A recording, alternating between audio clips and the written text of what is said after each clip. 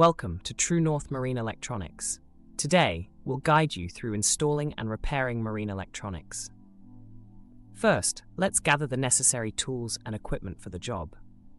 Ensure the power is off before starting any installation or repair work. Identify the location where the new equipment will be installed.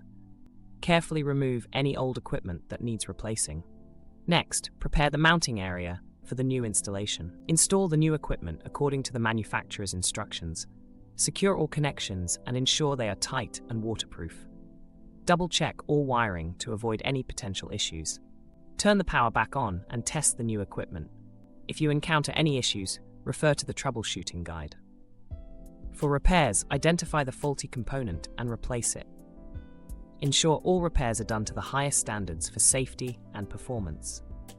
Remember, regular maintenance can prevent many common issues. Thank you for watching. For professional marine electronic services, contact True North Marine Electronics.